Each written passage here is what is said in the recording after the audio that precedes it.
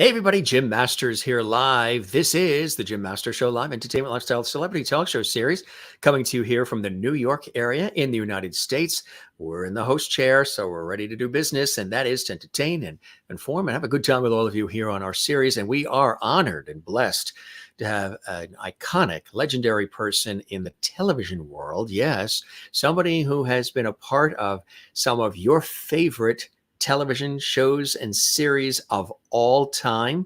He is an acclaimed, award-winning, renowned, and revered American television producer, executive producer, writer, and published author.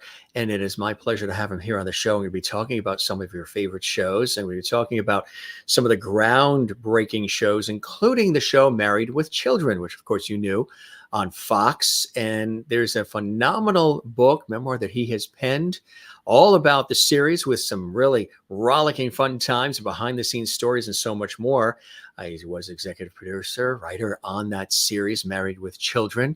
And some of your favorite stars who also came out of that series went on to other incredible acclaimed performances and series and shows as well. Katie Seagal and all the rest.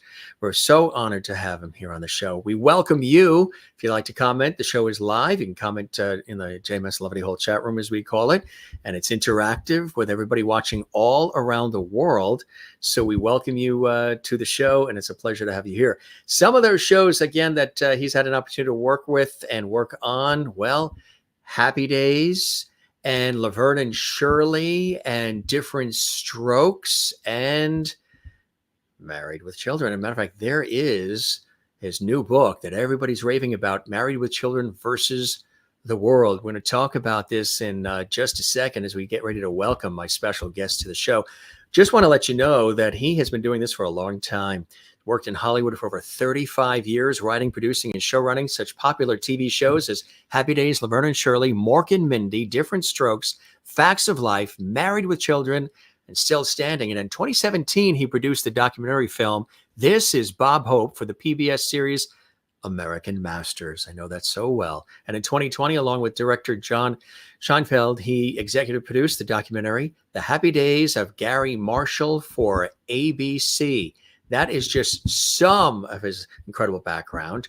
And the book as well, which we're talking about, we're going to highlight, as well as Richard's extraordinary Hollywood career, is coming to us from outside the Los Angeles area. The book is a rollicking account of the groundbreaking show Married with Children from one of the show's producers, Richard Gurman, featuring the voices of the stars, creators, and executives involved with bringing it to life. It's the inside story of the shock-com that launched Fox, the television network, not to be confused with the news channel. This is the television network, through 20th Century Fox.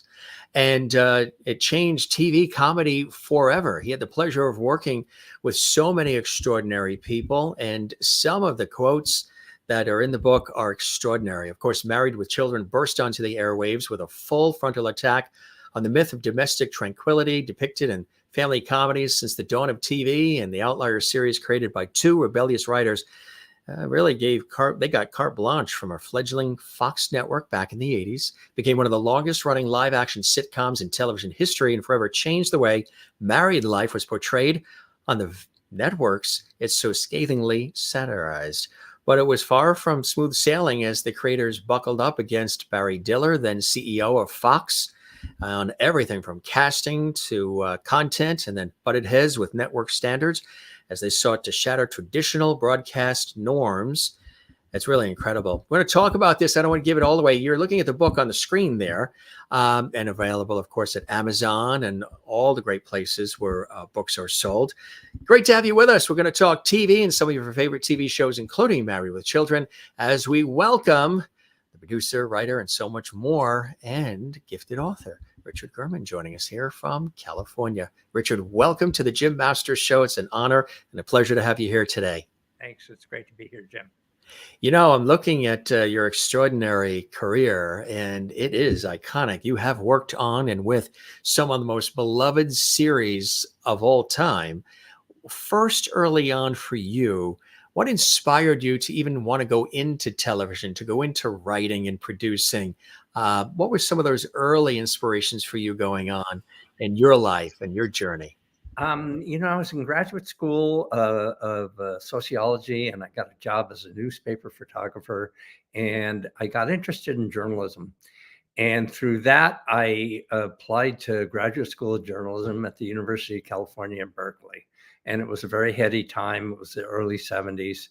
And I studied journalism and got interested in writing. Obviously, it wasn't sitcom writing, but it was writing. And I studied documentary filmmaking. And when I did my master's thesis, actually, which got on PBS, I was going to go to Los Angeles to launch my documentary career. And I set up a whole bunch of interviews. My professors set me up with different interviews in Los Angeles. And one of the interviews that I had that was sort of incidental, somebody gave my resume to somebody else, was with a old sitcom called The Partridge Family, starring David Cassidy. And it was, I don't know if you're familiar with the show. Shirley Jones, Danny Bonaduce, Susan Day. Absolutely. Yeah, absolutely. And they were a rock and roll family, and they got on the bus and they toured. And so I got offered a job as assistant to the producer of The Partridge Family. And they were just, I figured it wasn't documentary filmmaking, but it was a job. And I would move to Los Angeles and I would work on this job, and then I would fulfill my dreams of documentary filmmaking. Well, as so often happens, I got sidetracked. So I started working on the show, and they were very inclusive. I got to be in story meetings, and I got to go to screenings, and I got to go to the stage. And I just got fascinated with situation comedy. So I put the journalism on the back burner, and I kicked around a little bit, did a little this, a little that, and then I did what every aspiring television writer, for your audience, if you want to know what every aspiring television writer does, is write a spec script. You sit and you write a script that's of a show that's on the air, and you send it around and you hope that somebody hires you. And the show that I wrote was Happy Days. And the script got to one person and another and then another.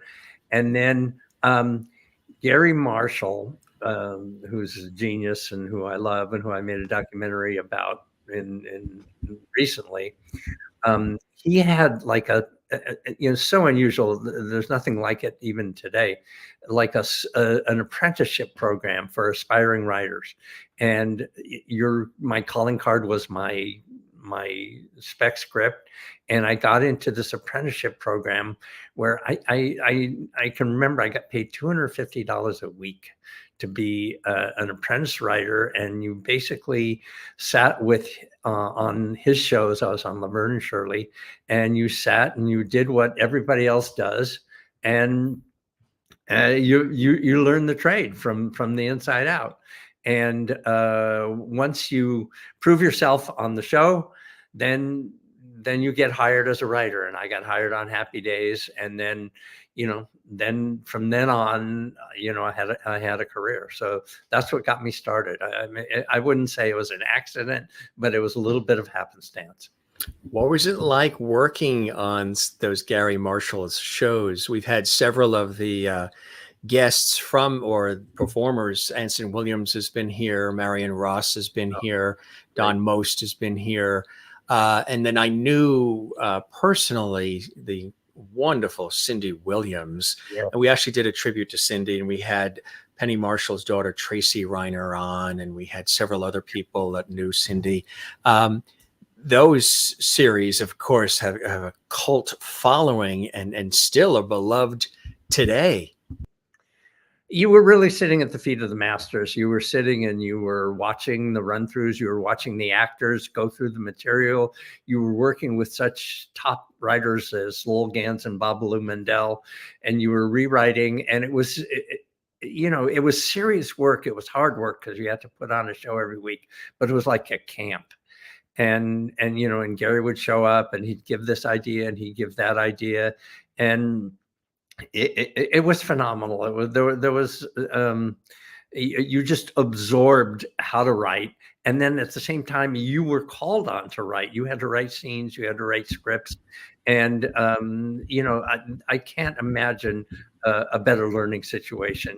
You learn by doing, and it was great. And Gary was a genius. He was not only a genius, he was so affable and so kind and so giving, and everyone on that set just admired him, and it was a beautiful experience. We did lose Penny Marshall and we lost Cindy Williams. Any thoughts about working with those two, not only veterans and very talented people, but wonderful people as well? They were wonderful people. It was great to see. It was great to see. You would go to run-throughs and they would take the script, and they had more liberties than a lot of actors and actresses do with the script, because they were so brilliant at the physical comedy. So you would go to the stage and you would see them working bits out that were sort of suggested in the script, but they weren't really laid out exactly line for line. And you learn from them. And if you were smart, you took their material and turned it into the next draft of the script. I will say they were also very tough on writers.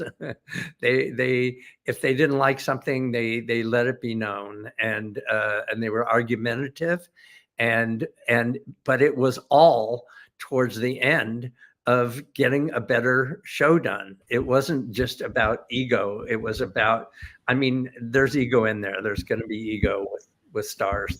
There's no question about it. We want better lines and we want funnier lines. But in the end, it was about getting a better show done. And, who better to help you get a better show than Cindy Williams and Penny Marshall, working the material and finding the physical gold and, finding the funny. So it was really like a workshop. You also had an opportunity to work on another iconic series, this on NBC, Diff'rent Strokes as well. Yes, Diff'rent Strokes was fun. It was towards the end of the run of Diff'rent Strokes. In fact, I think it was the last year of the show, and it was there.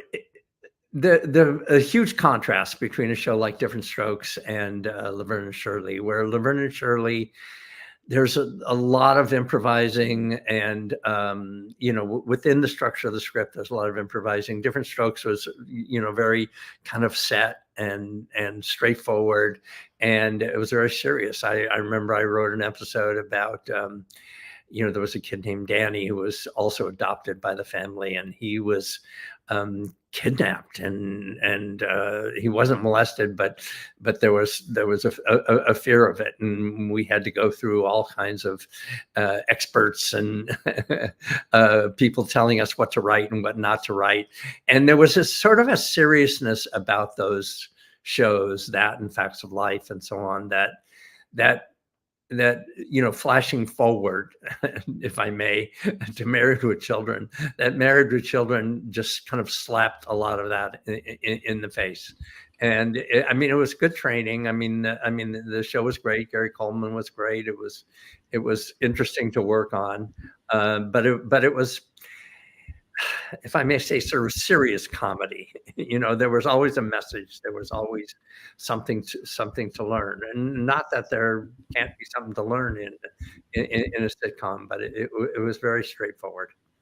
When you had the opportunity and when it was presented to you to work on this new series on this young fledgling television network, Fox, which was, in its heyday, 21 Jump Street, all of these unique shows that were coming out that people really didn't see before. And it takes time to build the audience and the whole thing. And now, of course, it's huge. But out comes a show like Married with Children, unlike really what you've seen before. It certainly was not the Donna Reed Show or Dick Van Dyke or any of those kinds of shows. It was really something interesting. What was the opportunity that was presented to you to be involved in that? And what was that experience like, having the opportunity to be involved in what has become such an iconic series? And all of the folks that were a part of it have gone on to other successes in their own right. Well, prior to working on Married with Children, right, the job I was working on right before it was I was executive producer of The Facts of Life. And That's right. Yeah. I was working on that show, and I had never executive produced a show before. And I Charlotte Ray and gang. Yeah. and Mindy Cohen and Kim Fields. And anyway, I was having a really hard time with that show. In fact, there was one specific episode that we asked them to do that they didn't like doing, and they wanted significant changes in it. And they were a very strong voice. I mean, the girls on that show had been there since the start, and people like me, executive producers, were, would come and go. So they rebelled against this particular episode, and I stood my ground, and I won the battle, but I sort of lost the war. I ran afoul of them, and it was sort of a negative situation, and I wasn't very happy there, and they weren't happy with me. And so I decided to leave the show. And when I left it, I knew Ron and Michael. They were working at the same studio, Levitt and Boy, who created Married with Children. And Fox had just started. They weren't even on the air. They were deciding that they were going to be a new network. And Ron and Michael gave me the script, and they said, maybe you'd be interested in coming to work with us. So I read the script, and it just blew my mind. It was just everything that TV wasn't. It was raunchy. It was there were no lessons to be learned. They asked the parents where the kids are. They say, I don't know, And I mean, they just took the family formula and they turned it on its head. And I read it, and I thought it was hysterical. And I had questions about whether to work on it or not, because in a way, this was an experiment, and it was a fun experiment, but nobody knew if it would be successful or not. I was a fairly successful executive producer, and I could have worked for ABC, NBC, or CBS. And here I was being asked to work on this network that maybe wasn't gonna be there tomorrow. But the material was so great, and Ron and Michael were so embracing and fun, that I just decided, what the hell, I'll take a shot with it. So I decided to throw my lot into that show. What were the first days like as you're throwing yourself into that show, and you're sort of finding your place and sort of creating for the audience what this show is going to be like and what they can sort of expect from week to week? What was that like in the initial stages of birthing this show? Well, backing up, one of the biggest problems that we faced to begin with was how to cast this show, because it was a very, very edgy show. And yet at the same time, you're asking the audience to embrace these characters. They have to love these characters, and maybe even more so in a show where you're being so edgy and you're being so forthright. So we started the casting process, and you basically, with casting, you take your choices, who you want to cast, and you go to the network, and the network has the ultimate yay or nay on the casting. So backing up just a little bit before that, some names that I'm sure, I'm talking old TV here, but some names that people would know is Sam Kinison and Roseanne Barr. The studio had suggested had offered Sam Kinison and Roseanne Barr the leads to Married with Children. They were going to be Al and Peggy. Well, Sam and Roseanne turned them down. And then, and Ron and Michael, who created the show, really didn't want Sam and Roseanne to be Al and Peg, but the studio thought it was a good idea, so they offered it to them. Well, that sort of created a situation where you had to prove to the network that whoever else you're bringing in, I mean, obviously we know the end of the story is Ed O'Neill and Katie Seagal is going to beat Sam and Roseanne. So it created a situation at the network where they were not confident in they, meaning Barry Diller, who was the head of the network right under Rupert Murdoch, and he was not very confident that Ed O'Neill could really do the job, who could really be Al Bundy. And so when he was presented with the cast choices from our studio, he balked. And what he said was, initially the commitment to Married with Children was 13 episodes on the air, which is an unusual commitment. Usually you have to do a pilot, and then you have to prove that your pilot is going to work, and then they put that on the air, and then you compete with all the other pilots that are there. In this instance, they wanted to incentivize people like Ron and Michael, the creative community, and Jim Brooks and Ed Weinberger and other creatives that they went to work for Fox, because like I said, you could work for the other networks and make a lot more money and be a lot more sure that your show was going to last. So the incentive for one of the big incentives was 13 episodes on the air. You could be guaranteed a show on the air. Well, when they presented Ed O'Neill as the actor for Al Bundy, basically Barry Diller said, if you want to stick with him, you can stick with him, but instead of getting 13 on the air, we're going to give you a pilot and an option for 12. Well, the studio and Ron and Michael stood by Ed O'Neill. And so going into, you asked about what was it like going into the production of it. So going into the shooting of the pilot was just very nerve-wracking, because we had everything on the line. Instead of being guaranteed to be on the air, we had to prove to Fox that Ed O'Neill could be Al Bundy.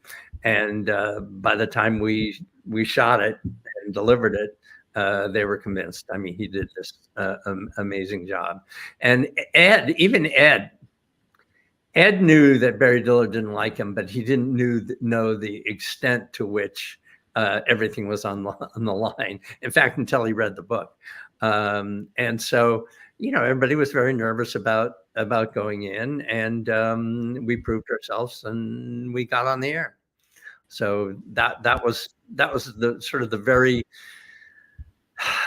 first sort of challenge to overcome.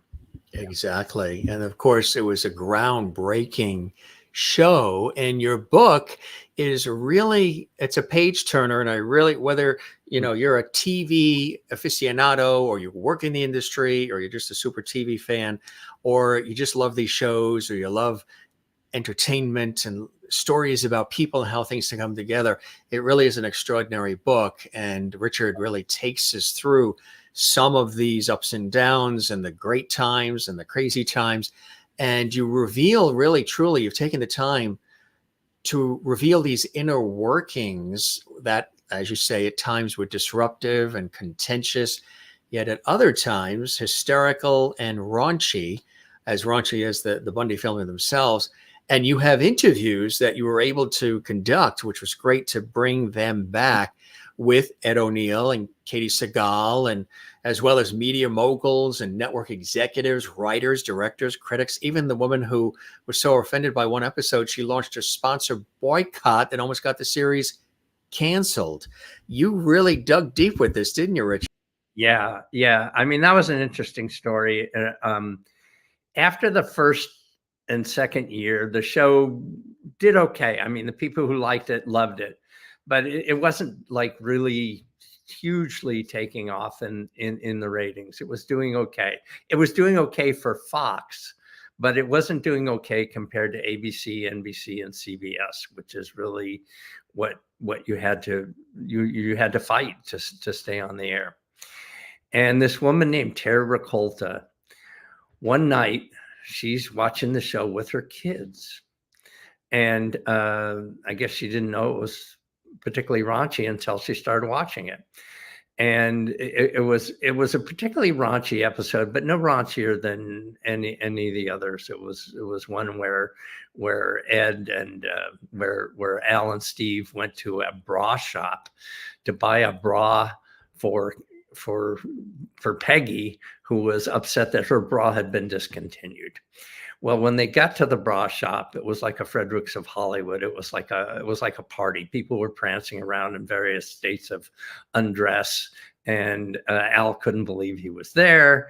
And it was really a very kind of sympathetic story, because his wife was so distressed that her bra had been discontinued, and here he was going hundreds of miles out of his way to get a new one for him.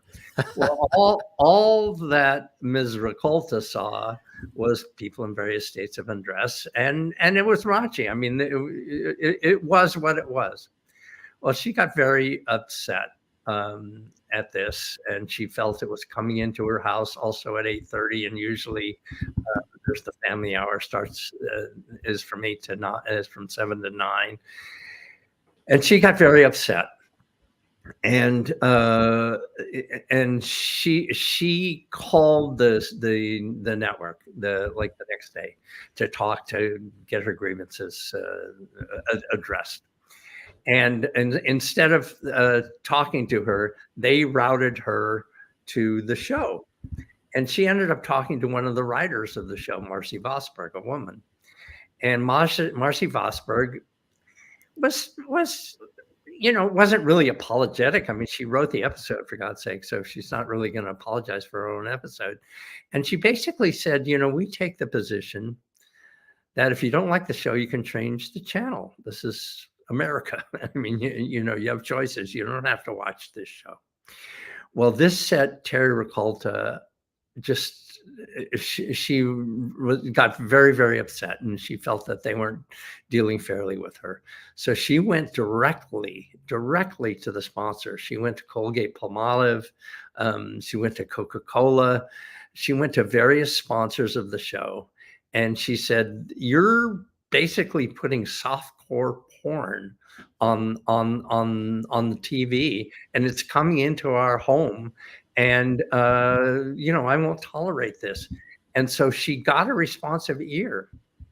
The sponsors perked up, and they told Fox, unless you do something about this, we're pulling out. And they did. Several of the sponsors pulled out of their sponsorship. And Fox's response was, okay, we'll take a look at this, and we'll take a look at the scripts that are forthcoming. And we'll see about it. I mean, they didn't totally apologize for the show, but they also, they knew where their bread was being buttered with the sponsors. So the one thing that they did, which really sort of made a big difference, is they changed the time slot from 8:30 to 9. And then they did kind of very little else. They looked at the scripts, and one subsequent episode they actually postponed. But what happened, this woman, Terry Ricolta, and this was in a media atmosphere that was not like today with the internet and viral and so on and so forth. It was the major networks, and it was television, and it was newspapers. So she was on the front page of the New York Times. She was on the front page of the Washington Post. She was on the evening news show. She was on the morning news show. She was on Nightline. And what happened was that the publicity that she got, that the show got, let me say, not that she got it, but the show got, turned all kinds of people to watching it. So all of a sudden we get this big burst of viewership and the viewers went crazy, and they stayed with the show. So and then the advertisers came back, and the advertisers actually, Fox ended up charging more for the advertising because the viewership was up, and so it turned out to be a huge benefit for the show. It really changed comedy on television in such a unique way. And it really, obviously, like you say, the network's able to charge more for advertising, which grows the network, and then they can buy more shows and invest in more and invest in the network more. It's one of those shows that was pivotal, kind of like Norman Lear's All in the Family. Yes. Came out of the gate, shook things up, changed the way things were being done that day forward in a unique way with All in the Family. And then the decade later or so, here comes Married with Children. It sort of is in the same vein in some ways, where these types of shows, which, you know, have the shock and awe, but then there is the warmth and tenderness of the love of family and all these things, and dealing with just various things in life. They have a similarity in terms of the uniqueness and the role that they played in shaping comedy on television, right? Yeah, absolutely. I mean, you look at Family Guy, you look at The Simpsons, you look at Roseanne, you look at Schitt's Creek, you look at how TV changed dramatically, since Married with Children came on the air. One thing that you mentioned that I want to point out, and that I point out in the book, and it's not just this kind of aggressively obnoxious family. Yes, they are obnoxious, and they'll say what they want, and they'll argue, and so on and so forth. But at the end of the day, they absolutely love each other. They absolutely would never think of being without each other. And to that end, what we would do occasionally was we would create an episode to absolutely prove that. I mean, there was one episode where Al and Peggy have a fight at the very beginning of the show, and Al walks out, and he ends up at a friend's house, an apartment, and there's a bunch of stewardesses around, and there's this woman that comes on to him, and he can have an affair with her if he wants. I mean, she's got no strings, and he even tells her he's married, he's got kids, and it doesn't affect her at all. And he keeps going up to the line and coming back, going up to the line and coming back, and he ends up leaving, and he comes home, and this woman happened to have long blonde hair, and he walks home, and he opens the door, and Peggy is there, and he doesn't say a word to her, but he pulls out a long blonde wig that he bought on the way home, and he puts it on her, and he hoists her over his shoulder, and he takes her upstairs to have sex with her.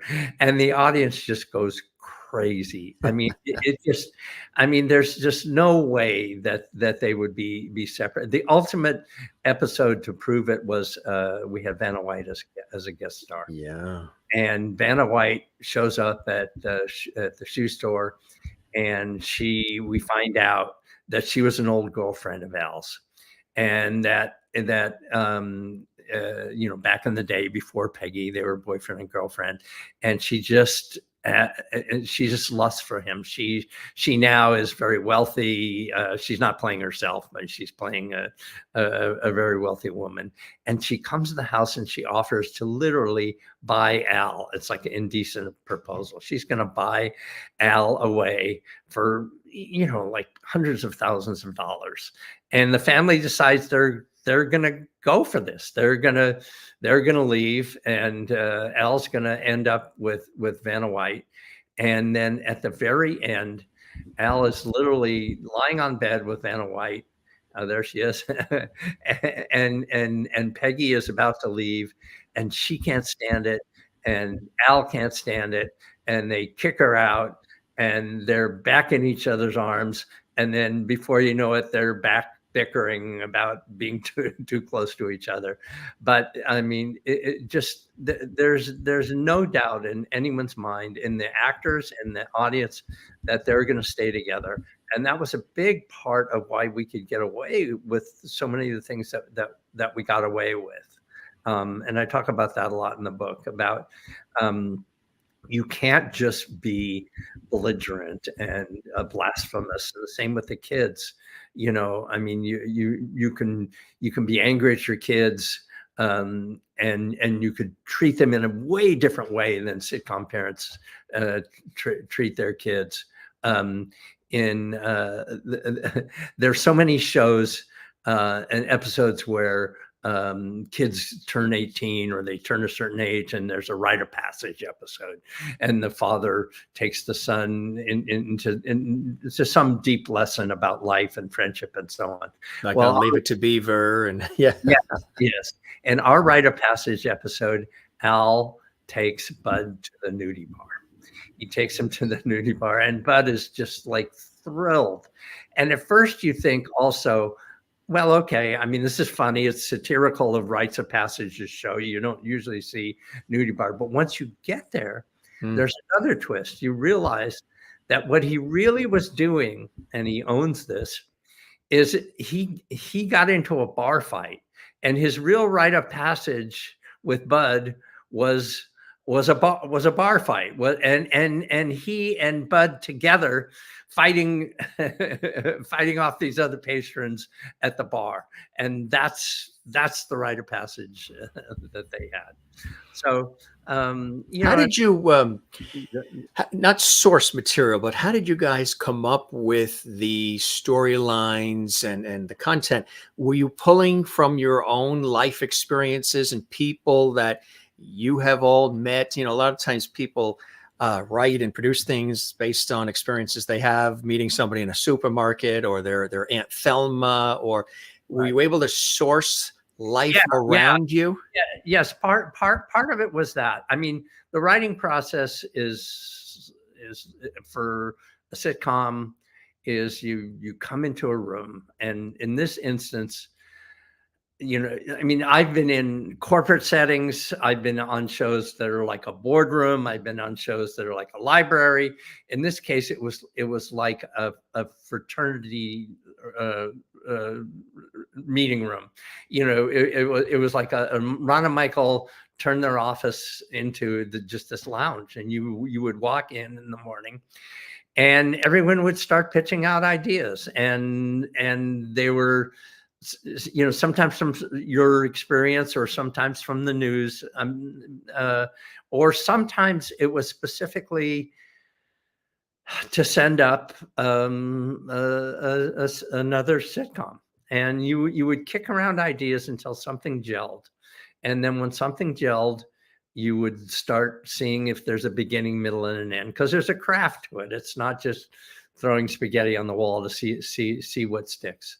And then you would look at the beginning. You would find a beginning, a middle, and an end, all through Levitt and Moy, the creators of the show's guidance. I mean, there's like 6 or 7 or 8 of us sitting around at the feet of the masters, as the cliche goes, and then everybody fills in. Yes, you fill in. Yes, I had this experience. Yes, I had this overdue book. Yes, I had this argument with this phone company, and I ended up getting my phone, instead of getting it rectified, I got my phone turned off, which was an episode of ours. So yes, you do talk about real life, and then you develop that into a reasonable story, and then someone goes off and writes an outline, and then they come back in, and then you work together in what's called a pitch session, and you just sit there for a day or two beating out every single story beat, and then the writer goes off and writes the episode, and then comes back, and then that process begins again when you take it to the stage. On the stage, the script goes through 4 or 5 different iterations before you shoot it. And at each point, you have an opportunity to make it better, to take what works and improve it, and take what doesn't work and cut it. It's a very, very collaborative, a very, very collaborative experience. One of the things about this series that is also extraordinary is it sort of paved the way for the tremendous diversity in family comedy style that, as you mentioned, we are seeing reflected today, right? It really brought us forward in many ways. Yeah. It wasn't just sort of a single family unit. We had the neighbors, and it broke through the barriers of having to learn a lesson in 22 minutes. Michael and Ron, the creators of the show, just hated the idea that everybody hugs at the end of the episode. And I mean, the other thing that is somewhat forgotten when you look at the show, because it is so different. It's different, but it's also the same. There is a beginning, middle, and end. There are sitcom tropes that are turned on their head, but it's like there's the advice scene. I mean, it's scenes that you've seen, only you haven't seen them this way. And that is, I think, one of the keys to the success of it, because you can sit down and watch it and expect, okay, I'm going to have this sitcom and it's coming into my living room or my den or my bedroom or on my computer screen, wherever I'm watching it. And I can sort of sit back and feel like I'm watching a sitcom, but then all of a sudden, I get slapped in the face, so there's the familiarity of it was one of the foundations of it. And it's one of the things that made it work, instead of just going off into, a total spaceland in, completely sort of, there was no sense that it was going to reinvent the sitcom. It was going to just turn it on its head. You basically broke the china in the kitchen, the family sitcom kitchen, right? As it's been described. Yes. Yeah. Now, what was it like?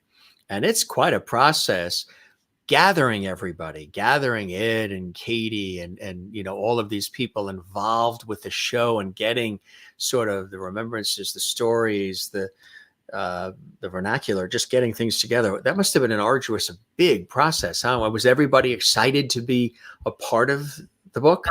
Yes and no. Ed, I must say, from the get-go, was just very forthcoming. And from the minute I sat down and talked with him till the end of my interview, which was, another hour and a half into it or something, it was spontaneous. His memory was so strong, and his likes and his dislikes, and he had issues. I mean, they're definitely, and I write about him in the book. He had a variety of issues. He wasn't always that happy, with the show and with what was. I mean, generally speaking, he's very happy, and he's also come to terms.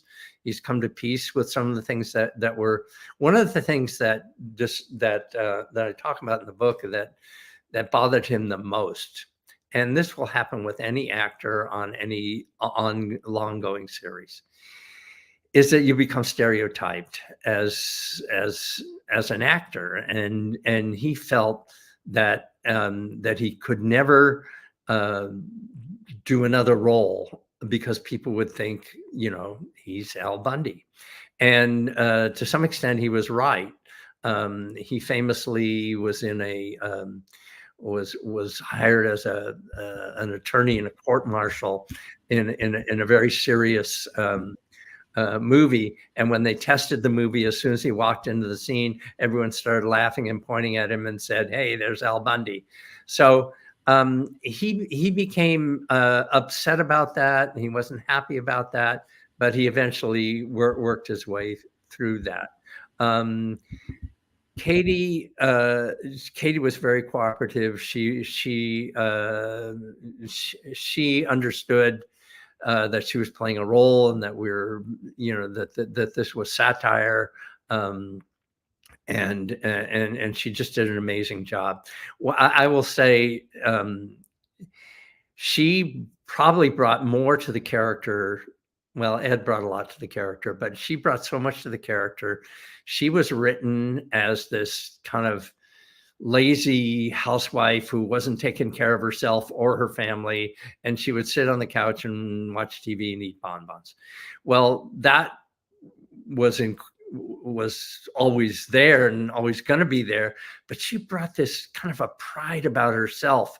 She was really happy to be lazy, so to speak. She was proud of not cooking. She was, she wanted to look hot, and she wanted to look great, and she brought that literally to the audition. I mean, she dolled herself up. She got into hot capris, and she wore mules, and she created this walk, and she really brought that element to the character, and she was great. She was great to work with, and she was great to interview. She was very very forthcoming. David Faustino was terrific.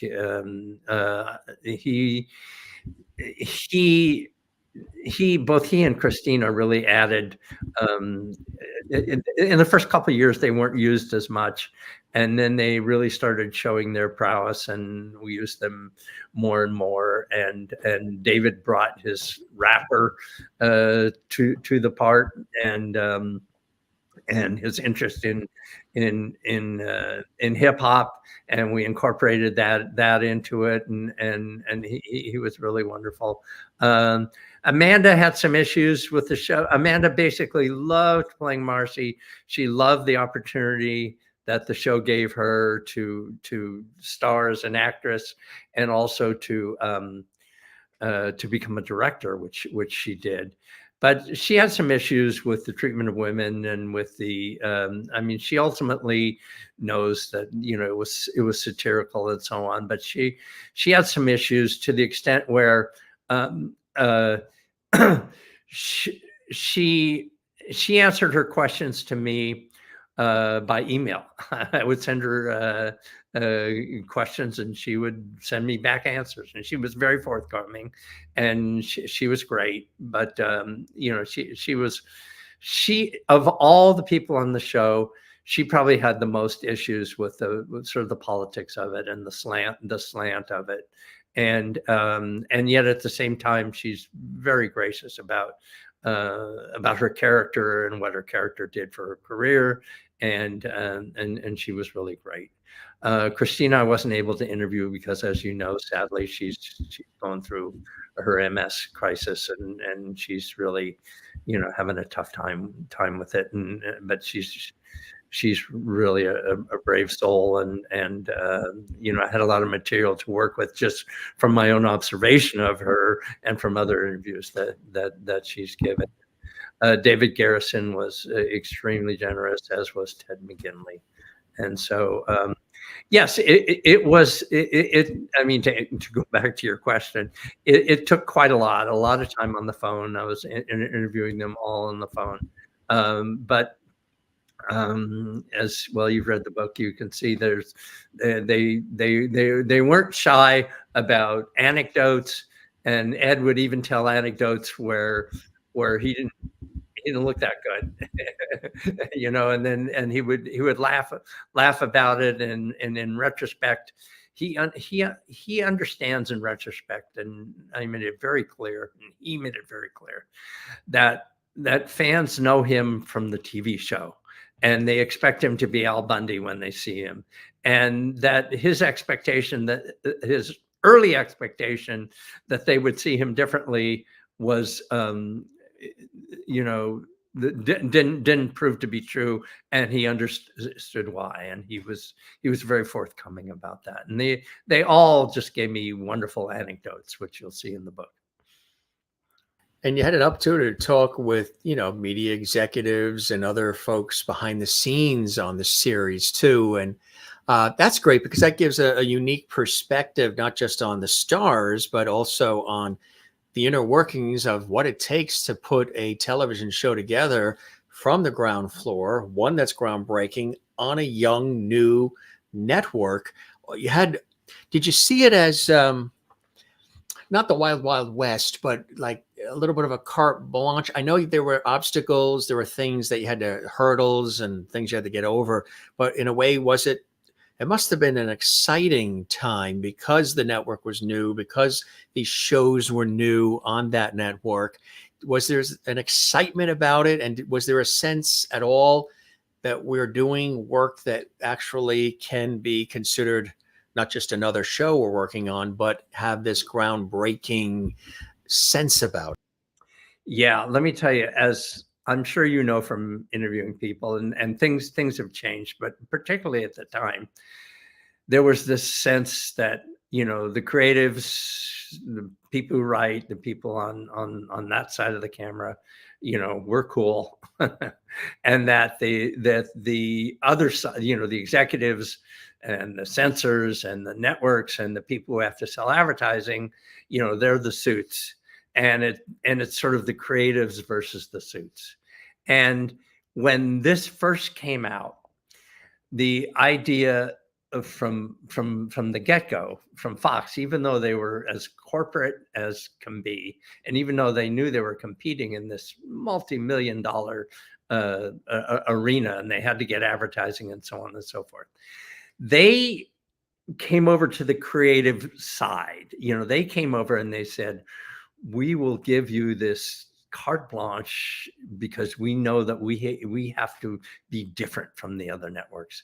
So we were very heady about it, and we just felt, oh my God, we've just got this opportunity that, and I had just come off the Facts of Life, where they were so sensitive, about this one episode that I wrote about somebody getting in trouble, and, and the Diff'rent Strokes, and, and all these shows where, even Happy Days, which was kind of cool and retro and everything. The boundaries were very, very clear, and writers tend to be rebellious, but you also, it's your job, it's your work, and you're going to try and break through, but you're not entrusted with sort of changing the whole ball game. Well, we were told to sort of change the whole ball game, and so it was a very heady feeling. And and once in a while, in particular on one example on Married with Children, there was a joke where Al says PMS, women get PMS. I think that stands for pummel men's scrotums. Well, we were told we couldn't say that, and Ron and Michael just got very upset because we were told we could say anything we wanted, but it turns out that even when you're told you say anything you wanted, there was a line, and we hit that line. And there was, I have to tip a hat to one particular executive over at Fox. His name is Garth Enseer, and Garth was a young programming executive, and he was on our team. And whenever there were issues between the suits and the creatives, whenever it came to a head, Garth found a way to work it out. And I won't say he was alone in the Fox executives in terms of people who understood what the creatives were looking for, but he really stood out, and he helped pave the way for us. But to answer your question, yes, we just felt we were. It was just a privilege to be able to be this kind of raunchy and this this frank, and it extended to the crew and to the cast, and everybody felt they were, that they were breaking ground, that they were part of something new and part of something fun. And it's very hard work. And so it just made people work all the harder, because there was a bit of a mission, as no one was kind of smug about, okay, this is just another sitcom. Everybody had a consciousness about it, and it really started with Ron and Michael, and trickled all the way down, because they treated everybody as if they could contribute to this sort of crazy stew that we were doing, and they would take ideas from a crew member, from a cast member, and there was no sense of, oh, it has to emanate from from the top. It could come from everybody, and in so doing, everybody responded and made like it was their it was I know it's a cliche to say, but it was a real team. It was a team from top to bottom. That's what I was going to say. Oftentimes you hear where the cast themselves are able to put their 2 cents in, or perhaps say, well, I don't think that he would respond that way, or that she would respond that way, or say those things, or I think that, this one should be with that one. And because they feel so attached to the character, so protective of the character that they're playing.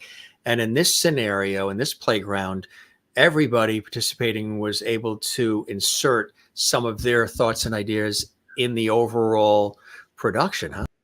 And this wasn't random, because I think Ron and Michael completely sensed that if they listened to the cast, the cast is working and rehearsing with the words. If something isn't working, they would know, and they would let us know. In fact, I mean, this is part of the what Ted McGinley told me was that and I was there for it too. I was all week. You start with a script on a Monday, and then all week the cast rehearse it, and we get to see the various stages of rehearsal. And in those various stages of rehearsal, we go off and rewrite what doesn't work, and we platform what does work.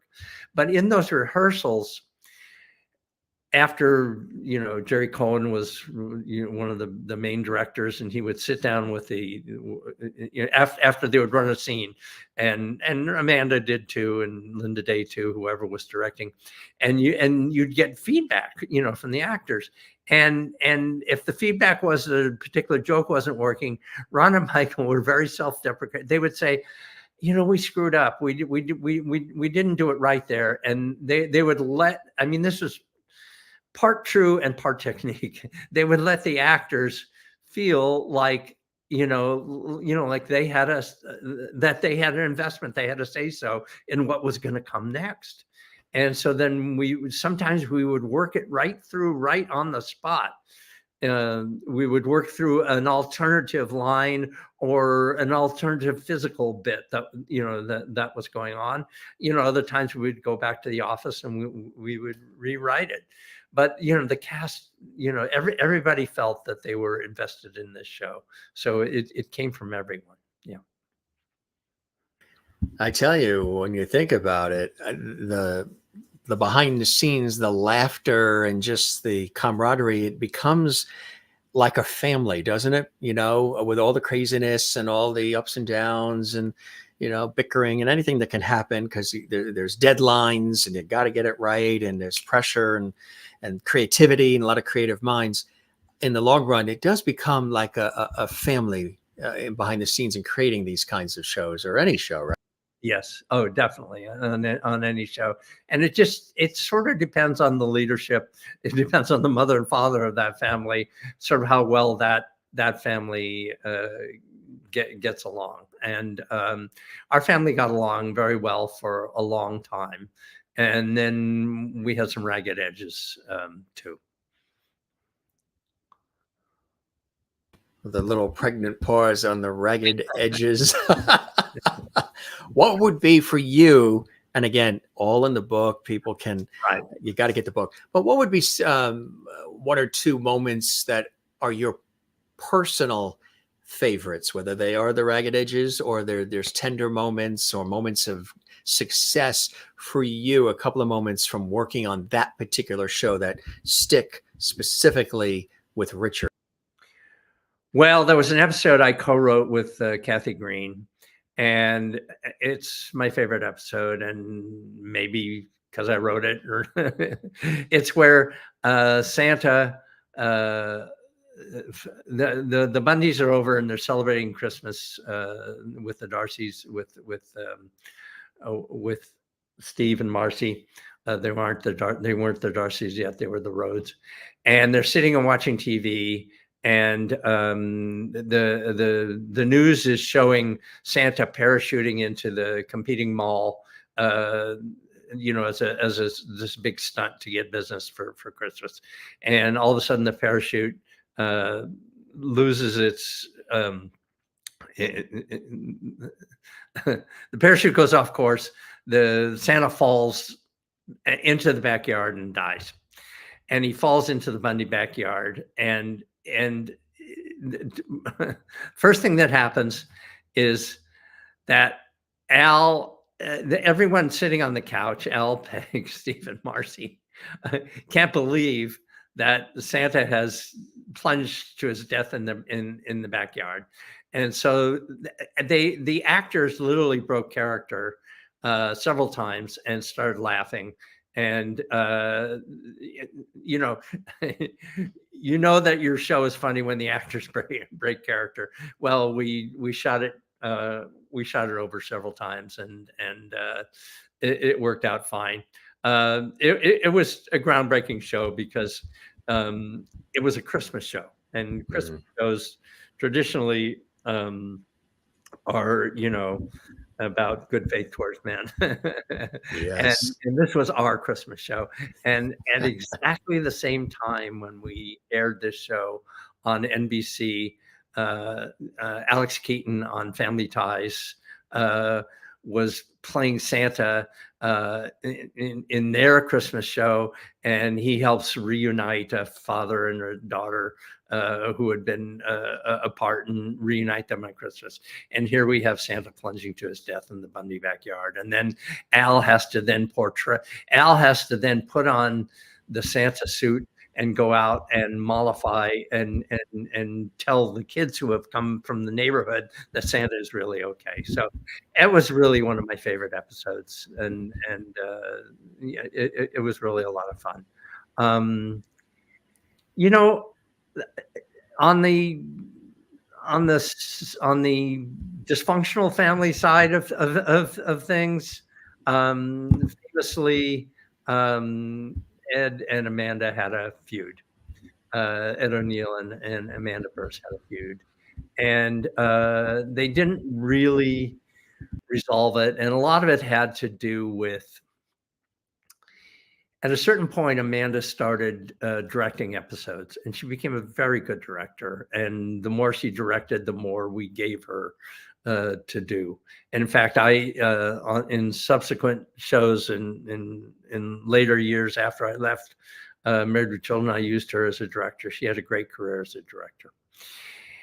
Well, it started to rub Ed the wrong way, because instead of just being the fifth actor in the ensemble, she was the head, she was the director, and she was telling him what to do.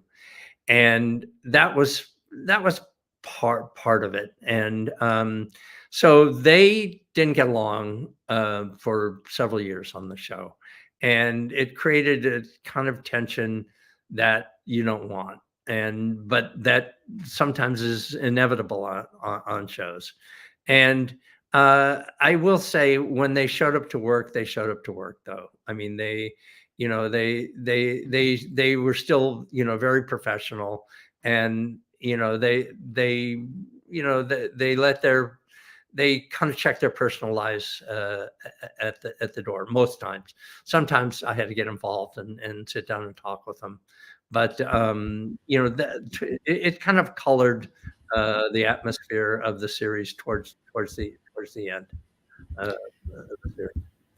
The book itself, obviously, the Married with Children lover, aficionado, super fan, and there are lots, because it's a cult, following for this series, and still remains today. So they're going to get a real kick out of it. They're just going to eat it up and love it. Who else, in addition to the super fan, the one that knows all the episodes and knows all the plot lines and everything, and can probably repeat them verbatim and act them out, who else is the book designed for? Well, it's sort of a study in network television at a time.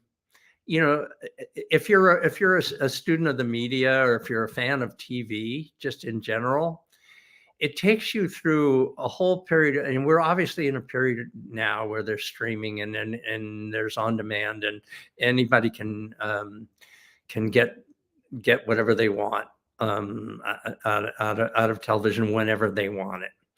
And, at the time, there were 3 networks, and they were you had to compete at a time slot. If you had a show at 8:00, you had to compete with CBS, NBC, and ABC's show at 8:00. It wasn't like you could stream it whenever you want, like you can with this with this show that you're doing right now. So it talks a lot. And we're doing it live. As Bill O'Reilly said, we'll do it live. We'll do it live. Yeah. It talks a lot about that period of time when the advertiser was king and when the network was king. And so if you're sort of a fan of television, you can go back and look at that historically and look at it to the present.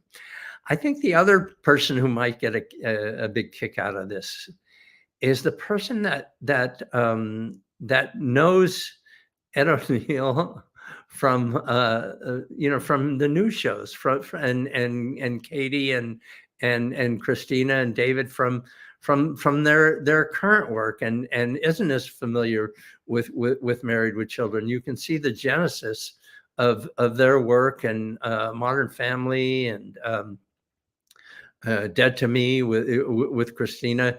You can take your actor that or actress that you are really connected to, that you only know from these series, and you can go back and you can see them.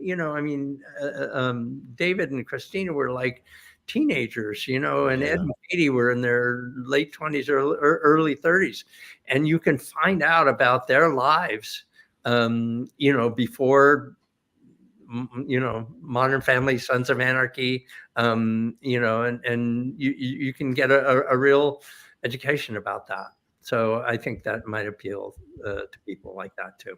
And also, if you're an aspiring writer, director, actor, you really go behind the scenes of a production. I take you through a production week. I take you through rehearsing in front of of the crew, and then doing the show in front of an audience, and and what it's like to meet with a network executive and audition, to audition for showrunners. And so, if you're just interested in the business in general, I think you'd be interested in this book. You also worked on Still Standing too, right? I did. Yes. Yeah. Jamie Gertz and Mark Addy. That was a fun show. That was really, it actually was a slightly, it had a little bit of an edgy family, like Married with Children, not quite as edgy, but that was a fun show to work on. I have a question, with the streaming that's happened, especially when you're talking with somebody and interviewing them, usually on the newscasts and things of that nature, they'll always have somebody. And again, this got heightened during the pandemic when people started doing a lot of the streaming types of things with the platforms. And they'll always have somebody positioned in front of a huge bookcase filled with hundreds of books. So my question is, and I think I know the answer, but is that a green screen, or did you really read all those books? Those are real. And I may not have read them all, but I bought them all. No, those are real. Those are real. Here, I'll show you. There they are. And here's this one. Perfect product placement. The 3 Ps. Yeah. No, those are real. I will confess that nowadays I do most of my reading on Kindle because I like to take it with me when I travel, and it's convenient. I and my book is available on Kindle. Just about to say, as an audio version, right? Yeah. The audio version coming out. will be out, but You're it's working on that. So yeah. you got the Kindle, and then you got the the Kindle hardback. is out, and the hardback is out. Yeah. That's fantastic. How'd you come up with? I mean, it makes sense, but for our viewers, how'd you come up with the title, the name, of it, versus the world? It felt like we were taking on At that time, right? on the world. Yeah, and so it just felt right. We were taking on Cosby, we were taking on Family Ties, we were taking on all these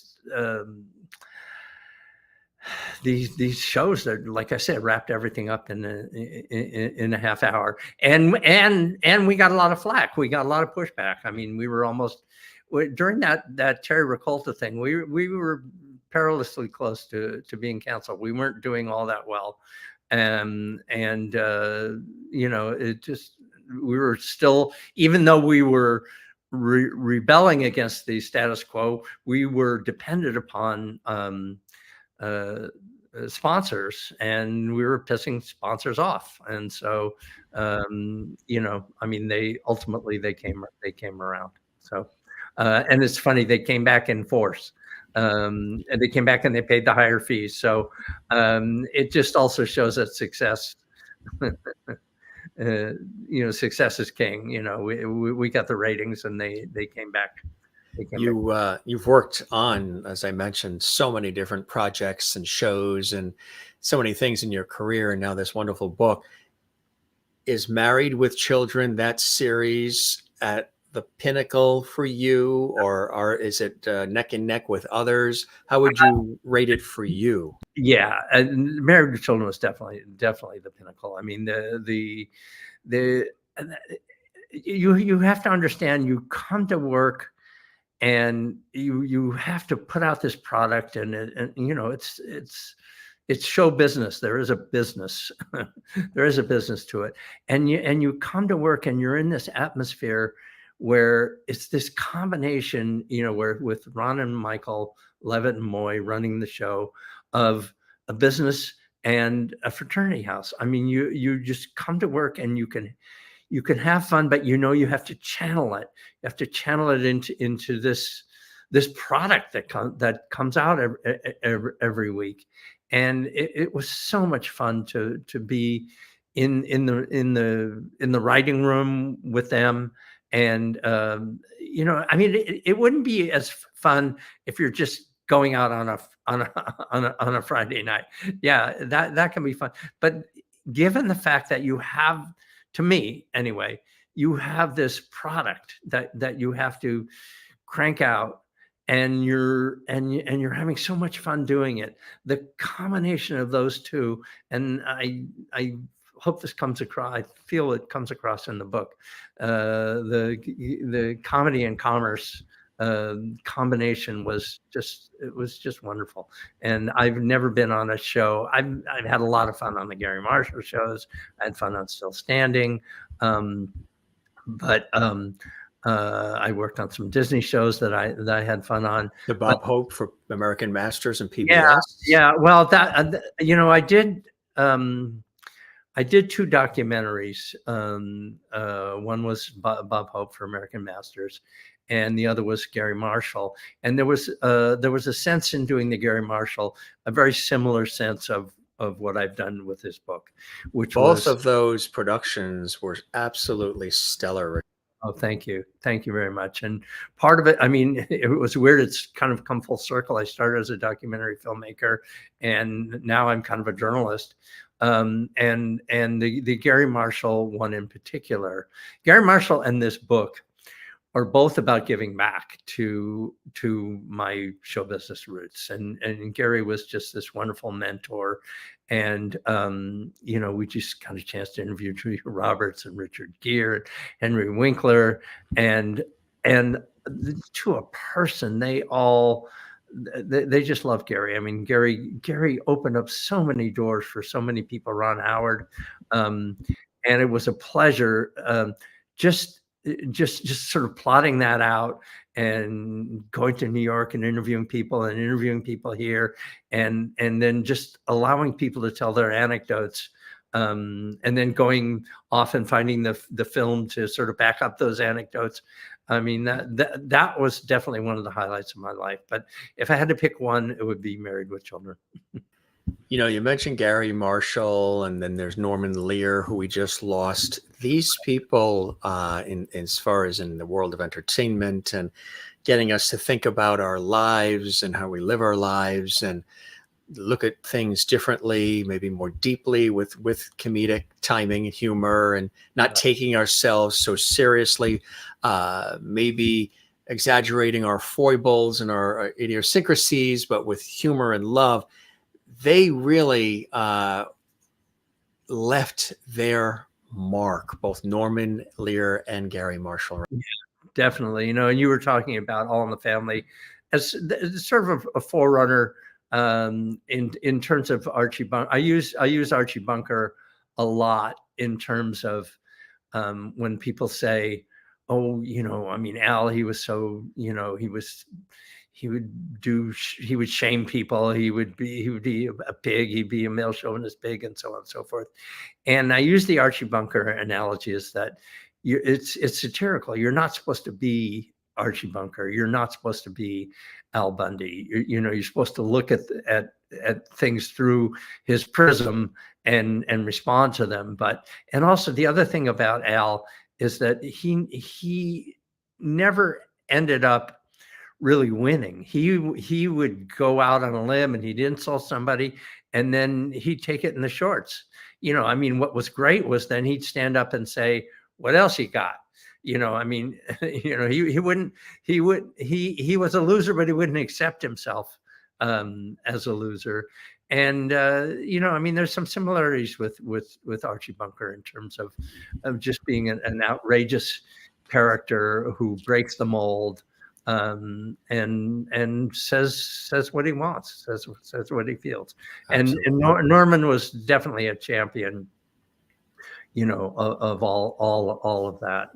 And Norman didn't quite overlap. Norman was kind of on his way out when Married with Children came in, but his legacy was still there in the company. And there were some executives who went to bat for Married with Children, Glenn Padnick in particular, who were steeped in Norman's traditions. And I don't think we could have. It would have been hard to do the show at another network. So definitely.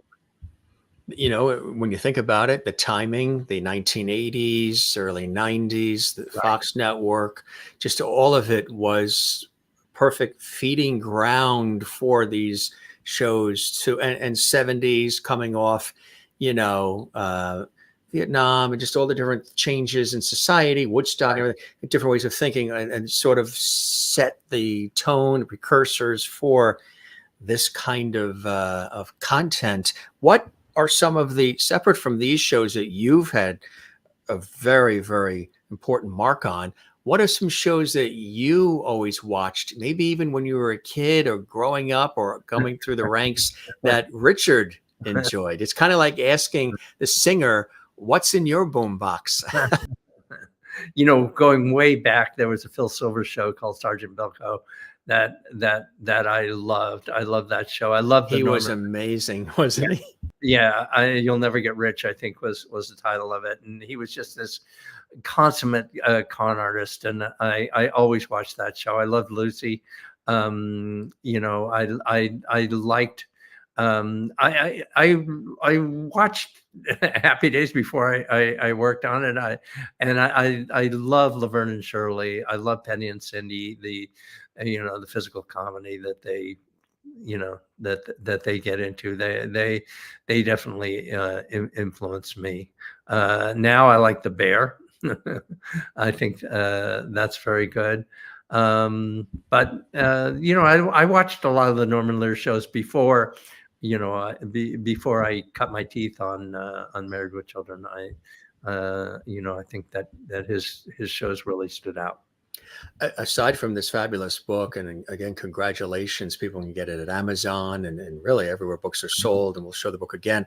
What are some other things you're working on now, and other things still standing, other things past Married with Children that people might also recognize? I I was very proud of a show that I worked on the Disney Channel called Dog with a Blog, and it was a really fun kids show with a talking dog, and I'm very proud of that show. I also worked on a show called I'm in the Band, which was also on Disney Channel. It was a short-lived show. You know, and I'm developing a few things now that with a filmmaker named John Scheinfeld, who directed the Bob Hope film and also the Gary Marshall film. And so we're working on a few things that are too premature to really talk about.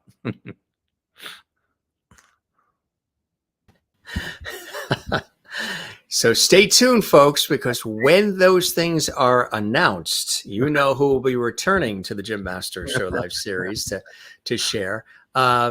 You know, you mentioned, and it's such a great name, and I know it's something that kids really enjoyed was Dog with a Blog. I mean, that's there you there go. it is. Yeah. That was really a fun show. Really fun. Did you like the association, you know, with Disney and the Disney product?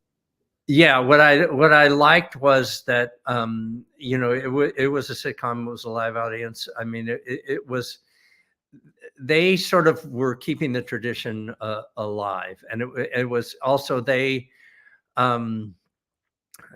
respected people who had, like myself, who had come out of the sitcom tradition. So it was fun. Everything you do on a Disney show has to be super aspirational. It's a lot different than Married with Children. I mean, there are aspirations on Married with Children, but yeah, it was wholesome. It was, but actually, the dog sort of had an edge to him, and it was a lot of fun. Yeah, it was great. I like it shows the test of an incredible writer and producer, and more, to be able to go, you know, the yin and yang of you know, Fox Network, Married with Children, and then Disney and Dog with a Blog, and PBS with Bob Hope and all. Right. I mean, you just tell Richard what needs to be done, and he'll make it happen. And you like that variety, right? Not being, you know, talk about how performers can be pigeonholed as just one particular kind of performer, but you know, as a writer, same thing sometimes, right? Yeah, no, it's true. And sitcom multicam writers can get pigeonholed, and nowadays there isn't. There's very little multicam work there. It's all single camera. Right. Yeah. Good old Desi Arnaz coming up with that, the 3-camera effect and shoot and all. Yeah. We have a wonderful guest tomorrow night, actually, who probably you would enjoy. Lawrence Luckinbill, the incredible actor, and Lucy Arnaz's husband, the phenomenal actor, Lawrence Luckinbill. Oh, that's terrific. Yeah, he'll be with us tomorrow. This really was a fantastic conversation, talking about television and entertainment and how things are put together, and really talking about, you know, sprinkling in some of these iconic shows that you've had the opportunity to be a part of, that we still fondly, you know, remember all these years later, and see them in reruns, and now you get a little bit of a different perspective, not just from our conversation with Richard, but in this incredible book, Married with Children versus the World. You're going to absolutely love it. What was harder, getting started and writing the first few sentences on the page, or knowing when to cap it off and end it? And I ask that because I had talking about in the book, or you talking with the book, you're writing, the process of writing in the book. And you know what was interesting? I had an author say to me once, no, Jim, it wasn't getting started and getting those first few words on the paper, and it wasn't knowing when I was comfortable enough to put the last period on the last word of the last sentence and walk away, a couple of rewrites and then walk away. It was the middle for them, sometimes bridging the beginning with the end and finding that middle. And I found that quite fascinating. How about for you? I actually, I do think that's true. I mean, I had to go through a lot to prove myself to a publisher. I had to write a proposal. I had to write several chapters. And so that was kind of difficult. And then the middle, the actually, the middle, the middle of the book was the hardest thing to write, because in the middle of the series, everything changed. The what happens on a series is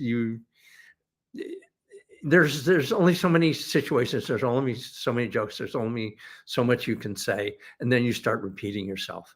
And so on almost any given series, you start to just expand out and sort of lose your groundedness. And it was hard to sort of convey that in the story and still stay true to my promise of giving people the behind the scenes, because it was sort of more about the content of the shows than what was happening behind the scenes. And actually, when my publisher looked at the first draft of it, he said that exactly what you're talking about in terms of the middle. From the middle on, there wasn't enough of the behind the scenes. And so I went back and I dug and I got further interviews, and I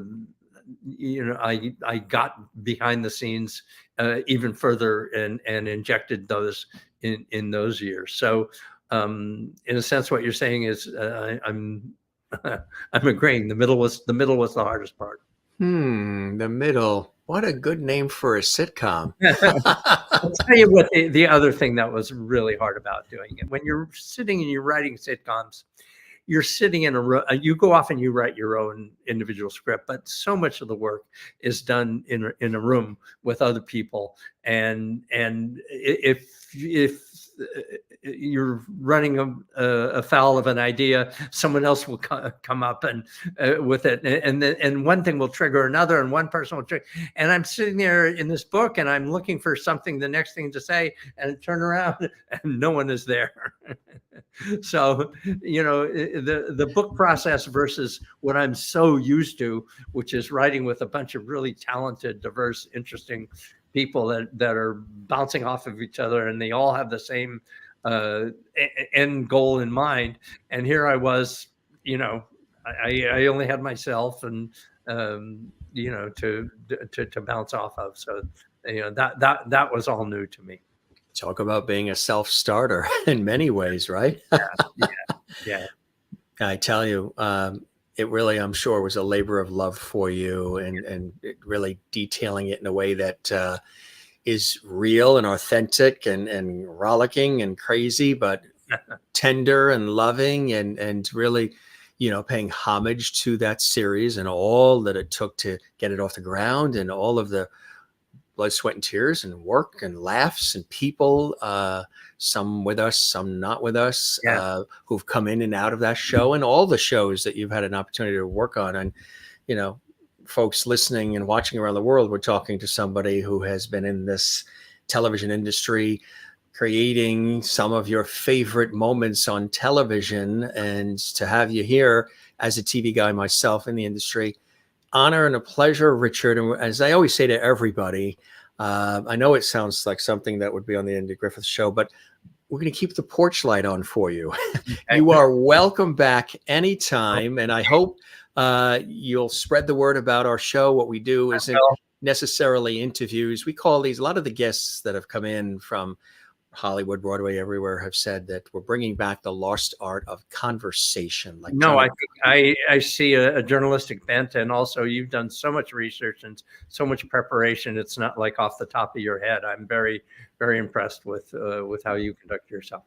I appreciate that. It's kind of a little Carson, a little Cavett sort of blended together, bringing back the lost art of conversation. And congratulations on the book. Thank and you. If you know other folks that you've worked with over the years on camera or off that would like to stop by our show as guests, they are all welcome. Spread the word, and much success with this book. And do you see another book coming? Possibly, yeah. Yeah. Yeah. All right. We will announce that when Remains to that be comes seen. to, folks. All right. Richard, you're the best. Thank you very, Thank very you. much.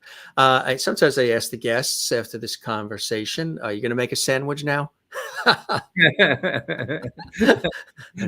think I can have some soup. My wife made some soup. Some soup. That sounds good. The soup's on. All right, my friend, you be well. And thanks for stopping by the show. It was a treasure and a pleasure. Thank you so much. You be well. All right. Bye. Bye-bye now. Richard Gurman joining us here from Hollywood, from LA, from SoCal. And what a fantastic conversation we had talking about iconic television shows, including Married with Children. And again, he executive producer, writer, heavily involved with these series like Married with Children, helping be responsible with a full team of creators and so many others to make that series come to life at a time when it was not always easy on a network that was just beginning, which was the Fox network through, of course, 20th Century Fox at the time.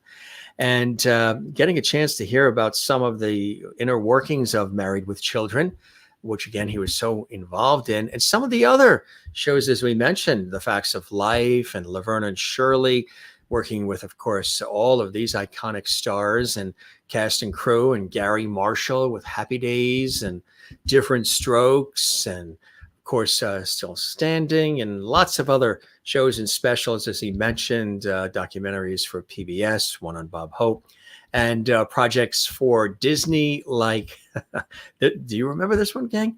The Dog with a Blog. Really, really fun.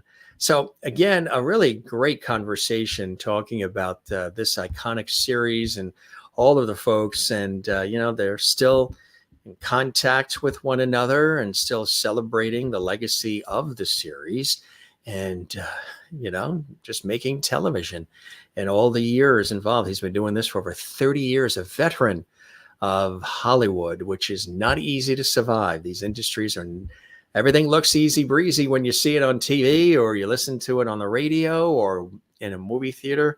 People even still go to the movie theaters anymore. But, when you're watching an epic film, it always looks so flawless and perfect and easy. But the behind the scenes that goes on, and I can tell you firsthand in my years of working on television and radio, a lot of craziness, a lot of last minute, you got to plug this in and plug that and make that happen. So when the lights go on, everything looks good. So you don't have to worry about that. That's why everybody in these industries, they do all the work. So when you tune in and you watch and you support or whatever it is, you don't have to worry about all that craziness. You just sit back, relax, enjoy, consume it, and share it. And I get that. I certainly get that. And Richard, again, on the ground floor of doing that kind of work for these series, really incredible to talk to somebody that is responsible for so much television for decades. Really, really cool. Again, one more time, let's show you the book and go to Amazon and where books are sold. We really appreciate Richard joining us, opening up, being authentic, real, funny, witty. Even showed us that the bookshelf behind him was real and not a green screen. Sometimes these days with the technology, you never know. Thanks everybody for all your great comments as well. We love the comments coming in live from our International Lovely Hall chat room that we have here. Maybe we'll sprinkle in a couple here and see what we've got. Kathleen in New York City, who's a big supporter of our series. Great show. Thank you, Jim. You are very welcome. And thanks, Richard, for being here. Great stories. Good luck with the book. Absolutely. And Jane is watching all the way in Sweden. Thank you, Richard, for being here with us tonight. Thank you, Jim. Appreciate that. Merlin, some of the regulars, diehards. Merlin watching in Ontario, Canada. Thanks, Richard, for some of the shows that made us laugh. Absolutely. And everybody else who's commented throughout the show, you're duly noted and you're appreciated. I'm your host, Jim Masters. Thanking you for your time this time till next time. If you enjoyed this episode, a little homework here. Give this episode a like on our YouTube channel, Jim Masters TV. There's a thumbs up button. Give it a thumbs up like. That helps us grow. Lets us know you're enjoying the shows. Subscribe to the YouTube channel, Jim Masters TV. Doesn't cost anything. Leave a comment in the comments section. Many of you do, and we thank you for that. That helps us grow, be interactive, and share the episode on your social media. Share the YouTube episode link. And come back and see us again. We really appreciate having you here. And if this was your first time watching the Jim Masters Show live series, we welcome you. And if you're one of our regulars, we thank you for being with us here on the Jim Masters Show series. We'll see you on the next one. Don't forget to take care of one another, love one another, take care of yourself, love yourself. For all of us here, Jim Masters, be well. We'll see you on the next episode of the Jim Masters Show. I'll be right here waiting for you. Cheers.